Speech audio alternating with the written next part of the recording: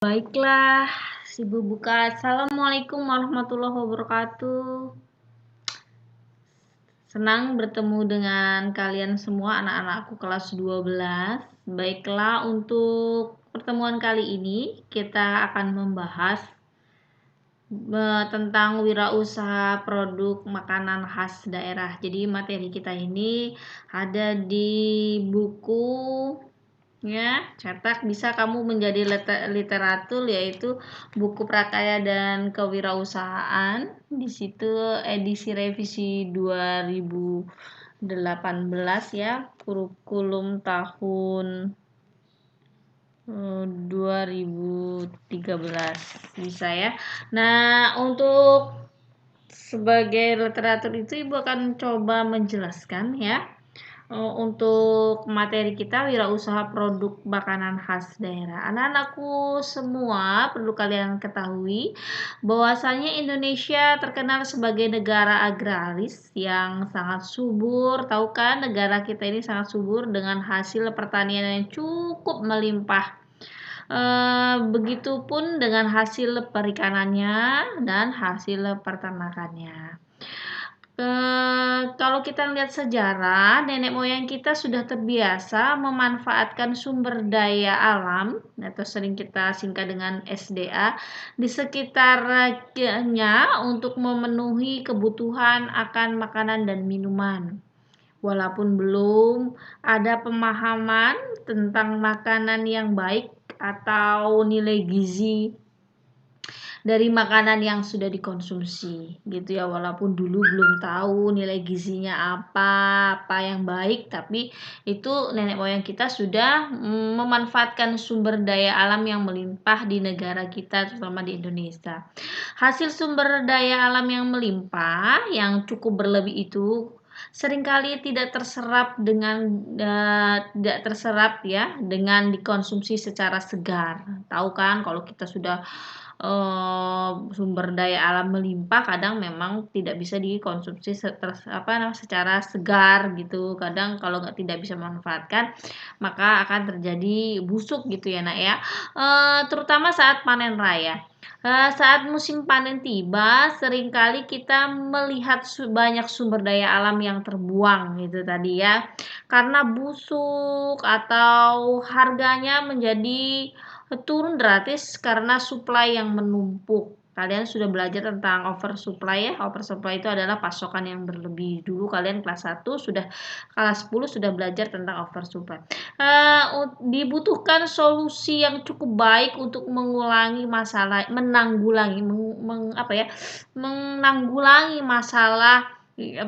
ini. Artinya masalah oversupply makanan yang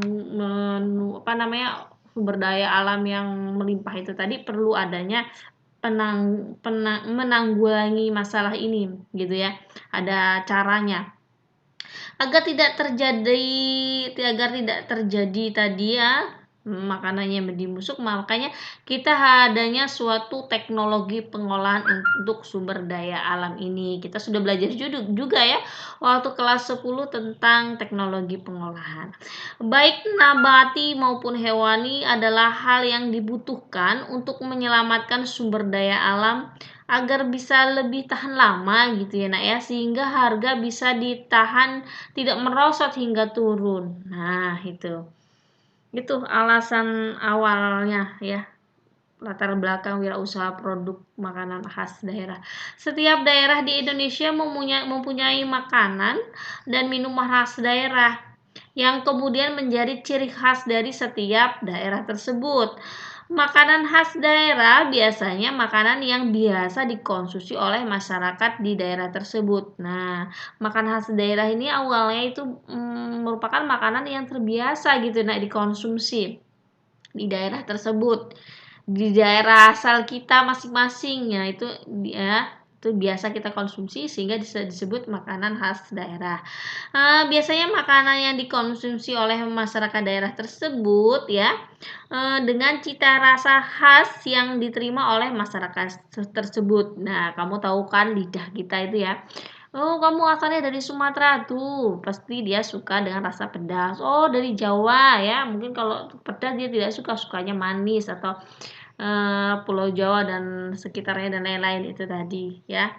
Cita rasa khas ini dapat menjadi nilai lebih gitu ya, nah ya, tetapi juga menjadi nilai negatif jika tidak ditangani dengan cara yang tepat, sehingga pemilihan model penanganan yang tepat sangat diharapkan anak-anakku semua untuk menjadi makanan khas daerah ini menjadi lebih bernilai baik dan bisa tersebar ke wilayah yang lebih lebih luas gitu kan ya.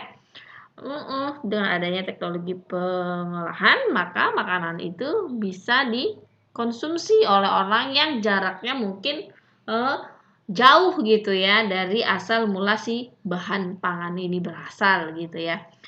Teknologi pengolahan dapat membantu anak-anakku semua menyelamatkan sumber daya alam baik nabati maupun hewani sehingga produk nilai tambah yang lebih baik. Hal ini juga diharapkan dapat mendorong untuk menciptakan usaha mikro ya, kecil dan menengah ya, UMKM gitu ya, tumbuh di setiap daerah sehingga mampu melahirkan para wirausaha baru yang secara otomatis dapat menyerap tenaga kerja sehingga mengurangi angka pengangguran gitu ya. Jadi dengan adanya teknologi pengolahan itu kita bisa menyerap tenaga kerja, mengurangi angka pengangguran ya. Maaf ya kalau ada suara-suara bising ya anak-anakku semua ya. Terus di sini dikatakan wirausaha baru ini dapat diciptakan sedini mungkin. Nah, kenapa sedini mungkin ya anak-anakku semua? Karena kan ada pelajarannya mapel ini kamu sudah dapat kalau ibu kira dari kelas 1 kelas SD lah ya. Kalau zaman ibu kecil dulu belum ada pelajaran prakarya dan kewirausahaan. Ya, jadi kalian harus patut bersyukur sekali ada pelajaran ini sehingga bisa menstimulus merangsang kamu semua sedini mungkin ketika sudah lulus SMA bisa berwirausaha gitu atau lulus kuliah bisa berwirausaha. Jadi tidak nganggur, tidak berpikir buntu tapi memiliki pemikiran yang kreatif gitu ya nak ya. Aku lulus SMA ada modal, gimana caranya bisa ngumpulin modal, bisa membuka suatu wirausaha. Jadi anak-anak sekarang itu kecil-kecil sudah mempunyai hasil sendiri gitu ya. Anak-anakku semua, sehingga kehadiran mata pelajaran kewirausahaan ini adalah menjadilah salah satu usaha dan upaya untuk mendorong remaja kita berpikir untuk memilih masa depan dengan menjadi seorang wirausahawan. Hingga dulu pernah ibu jelaskan bahwasannya begini, wirausaha bukan pilihan pertama maupun pilihan terakhir gitu nak ya. Maksudnya apa? Pilihan pertama mungkin pengen jadi bu dokter, pak dokter, atau bu bidan, pak polisi, boleh-boleh sah-sah aja, itu pilihan utamamu. Kejar cita-cita kamu, belajar yang rajin dengan sungguh-sungguh. Tapi juga wirausaha bukan pilihan terakhir. Karena apa? Ketika kamu sudah berwirausaha dan itu sukses, ya pasti kamu akan membuka wirausaha lagi karena akan menghasilkan pundi-pundi uang yang terus sehingga ada rasa ketagihan gitu ya nak untuk berwirausaha.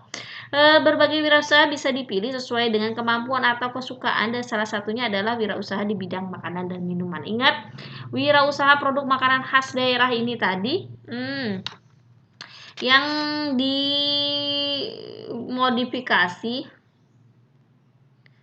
Wirausaha produk makanan khas daerah yang dimodifikasi ini nanti ya, ini akan akan menjadi keahlian kamu gitu kan ini ya. Kamu harus jadi manusia yang modern gitu, artinya kamu bisa memodifikasinya. Wirausaha produk makanan khas daerah ini kamu harus bisa memodifikasinya seperti apa. Ibu kasih contoh tentang produk makanan khas daerah nih ya nak. Nah ini kamu tahu apa? Ini adalah rendang. Rendang ini berasal dari Sumatera Barat, gitu kan ya, atau orang Padang. Rendang ini ya, dengan rendang ini kita bisa bisa mengolahnya menjadi lebih kering gitu ya, bumbunya lebih kering sehingga bisa awet, bahkan bisa sampai ke luar negeri ya. Ini menggunakan teknologi pengolahan itu tadi ya. Jadi rendang ini ya rendang ini adalah makanan khas daerah Minangkabau ya. Jadi dia asalnya dari Sumatera Barat. Kalau dagingnya berlimpah ya, diolah menjadi daging rendang, dan ini modifikasinya yaitu kita bisa taruhkan diolah sedemikian rupa ya hingga bumbunya itu menjadi lebih kering dan dimasukkan ke dalam tempat-tempat kemasan yang modern ya. Kita bisa mengirimnya sampai ke luar daerah atau ke luar negeri. Dan selanjutnya ini adalah empek-empek ya. Empek-empek ini merupakan panganan khas daerah Sumatera Selatan, yaitu dari Palembang. Empek-empek ini ya berasal dari ikan. Biasa kita orang Indonesia ya, biasanya ikan yang digunakan adalah ikan tenggiri, dan ini hasil ikannya ini berlebih, jadi olah menjadi empek-empek. Empek-empek ini juga bisa kita menjadikan khas oleh-oleh dari daerah Palembang gitu ya. Nah ya, ini juga bisa dikirim sampai jauh ya, bahkan sampai ke luar daerah, itu dengan cara pengemasan yang lebih baik. Misalnya ditaruh tepung tapioka yang lebih banyak untuk menyelimuti empek-empek ini ya, dikemas secara lebih baik. Terus ini selanjutnya ya, ini adalah sate ya nak ya. Sate apa ini ya? Nah, sate ini merupakan khas Madura ya nak ya, Madura gitu ya. Nah, ini coba kamu pikirkan ini nanti diolah menjadi seperti apa gitu ya nak. Selanjutnya ini ada soto ya, soto khas Lamongan. Setiap daerah memiliki macam-macam cara meracik soto. Kebetulan yang ada di sini yang sedang Ibu terangkan ini adalah soto Lamongan. Nah, yang modifikasinya seperti apa? Silahkan kamu pikirkan. Kamu sebagai manusia yang generasi modernisasi harus bisa mengubah soto ini menjadi lebih menarik di masa depan seperti sekarang ini, sesuai dengan kebutuhan masyarakat, artinya orang itu minat atau tidak gitu ya anak-anak. Nah, selanjutnya ini ada pecel ya. Pecel ini pecel Jawa ya, ini Blitar. Nah, macam pecel ini asalnya dari Pulau Jawa ya nak ya, jadi setiap daerah mempunyai cara meracik pecelnya itu beda-beda ya. Asalnya bumbunya dari kacang ya. Ini ada pecel Blitar, ada lagi kalau kita ingat-ingat ada pecel Pincuk Madiun, pecel Tumpang ya, pecel Tumpang Kertosono, Tulang Agung, Bledek, Blenjo, dan Jatinegoro. Kalau kita lihat ya, searching bisa macam-macam pecel itu cara menyajiannya. Nah, kamu juga harus bisa memodifikasinya. Ayo silahkan dipikirkan cara memodifikasinya itu seperti apa. Di sini anak-anakku semua, Ibu terangkan. Jadi panganan khas daerah sebagai pendukung pariwisata. Kok bisa makanan khas daerah menjadi pendukung pariwisata? Kalau kita jalan-jalan anak-anakku semua, otomatis kita pulang membawa makanan khas, oleh-oleh dari khas daerah tersebut gitu kan. Nah, jadi ini sangat mendukung sekali. Jadi ketika berpariwisata, orang-orang itu tidak pulang dengan tangan kosong, tapi ada suatu oleh-olehnya gitu ya. Jadi ini adalah wirausaha yang sangat menjanjikan sekali. Nah, tentunya sesuai dengan keahlian dan minat tadi dan hobi. Otonomi daerah peningkatan peran media cetak dan elektronik, serta perhatian instansi pemerintah dan swasta terhadap sektor pariwisata dan industri kreatif. Anak-anakku semua merupakan faktor pendukung yang turut nih ya, di sini dijelaskan merupakan faktor dukungan yang turut mendorong wirausaha panganan khas daerah. Jadi kita itu juga memiliki dukungan gitu, sehingga kita bisa lebih kuat untuk maju. Pemerintah dan instansi swasta berpihak pada upaya mengembangkan produk kreatif berbasis budaya. Salah satu upaya mempromosikan produk panganan khas Nusantara kepada dunia internasional dengan menetapkan ikon kuliner Indonesia pada tanggal berapa mana? 14 Desember 2012. Jangan lupa 14 Desember 2012 merupakan Hari Ikon Kuliner Indonesia ya. Ikon kuliner Indonesia saat ini diwakili oleh 30 jenis makanan khas Indonesia. Makanan ini terdiri dari makanan pembuka ya, makanan utama dan makanan penutup yang dipilih dari seluruh Nusantara Indonesia, ya. Nusantara, makanan ini menjadi hidangan yang wajib disajikan pada acara internasional, ya, mengenal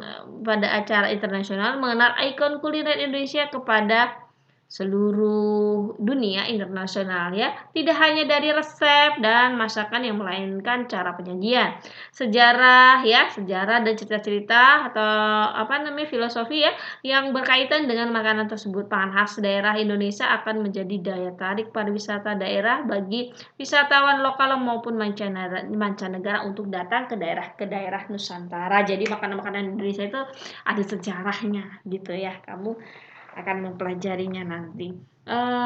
Contoh selanjutnya anak-anakku semua. Di sini ada contoh makanan Nusantara, ya nak, ya. Itu tadi ada pempek sudah Ibu jelaskan. Lalu ada rendang sudah Ibu jelaskan. Lalu ada pindang. Nah, pindang ini ada pindang Palembang dan ada pindang Sumatera.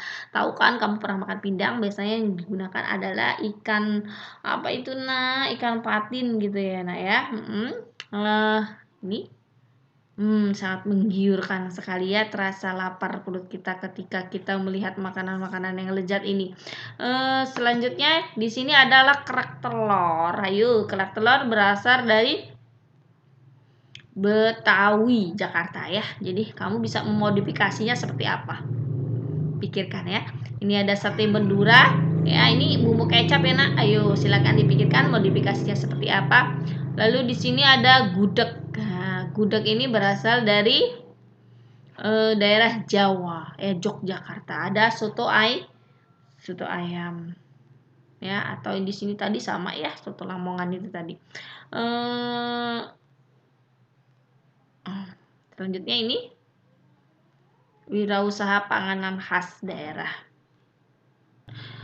Lanjut, ya anak-anakku, subjudulnya wirausaha produk pangan khas daerah. Berbagai jenis wirausaha dapat menjadi alternatif dalam pemilihan ide bagi calon wirausahawan.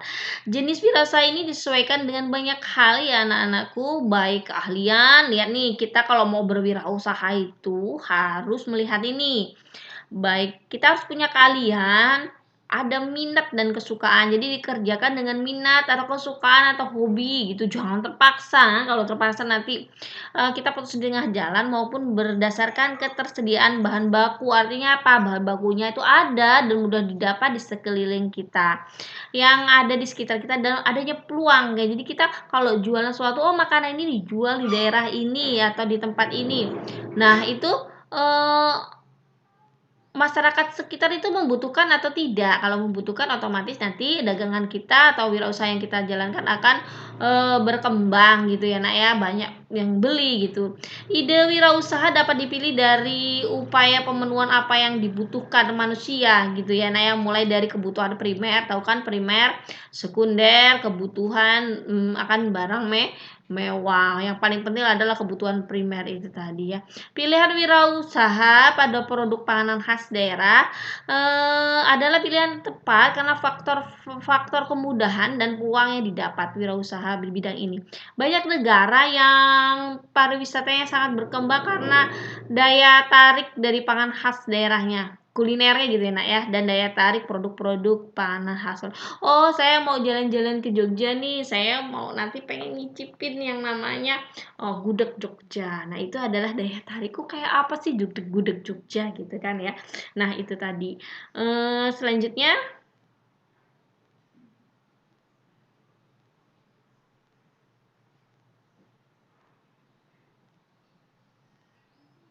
Oke, ini adalah beberapa alasan yang mendasari kenapa banyak orang yang berbisnis kuliner gitu, ya nak, ya. Coba kita cek yang pertama, yaitu di sini karena produknya sangat bervariasi, betul nggak, Mbak? Kita bisa mengolah dari bahan-bahan banyak macam ragam dari bahan makanan, ya.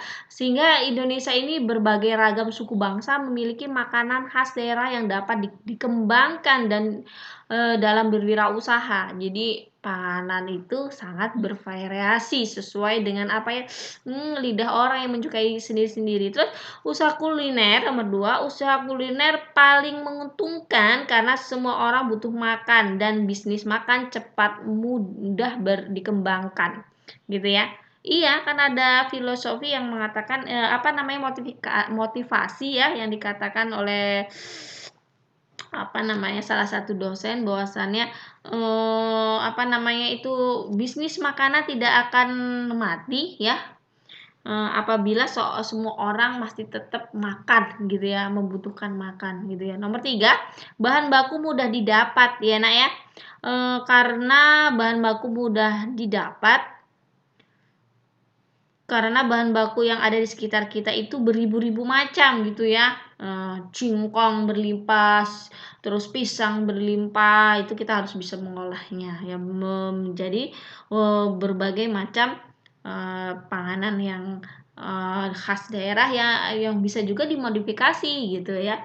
Terus selanjutnya yaitu teknologi pengolahan yang cukup mudah sekali gitu ya nak ya. Cukup mudah teknologi pengolahannya ya. Nah, terus faktor yang harus diperhatikan dalam berwirausaha kuliner ini ada 4 ya nak ya. Kuliner memiliki batas kadaluarsa rata-rata mulai dari sampai produk jadi maupun memiliki batas untuk pemakaiannya. Kita harus perhatikan. Nah, memperhatikan batas kadaluarsanya. Jadi harus tahu kapan kadaluarsanya ya supaya konsumen yang menikmati itu tidak kecewa gitu, supaya masakannya masih segar atau rasanya masih enak gitu ya. Jangan dihindari kita keluar dari batas kadaluarsa. Nomor 2, cita rasa yang harus konsisten dengan cara menjaga produk. Jadi yang perlu diperhatikan cita rasanya harus konsisten ya, asli. Kalau bikinannya satu orang itu kan rasanya tidak akan berubah karena dia sudah tahu takaran dan ukurannya gitu ya. Nomor 3, sumber daya yang harus dimiliki ya, keterampilan tinggi di bidangnya.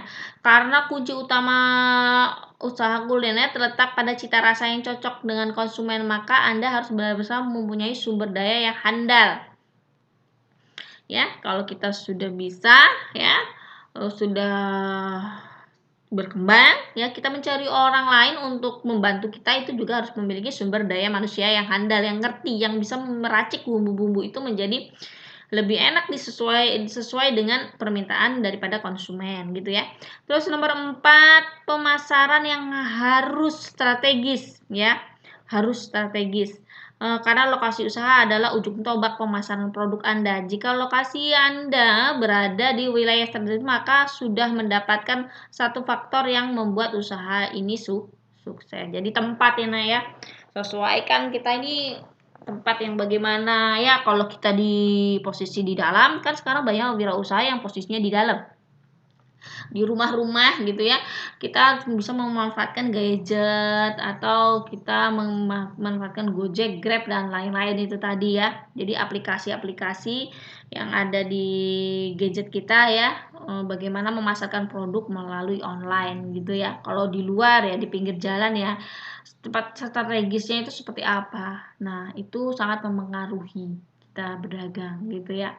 Baiklah, untuk kali ini cukup sampai di sini dulu anak-anakku semua. Ibu menerangkan minggu besok kita lanjut lagi ya. Baik, saya Lady Atmiasari. Saya tutup. Wassalamualaikum warahmatullahi wabarakatuh. Dah.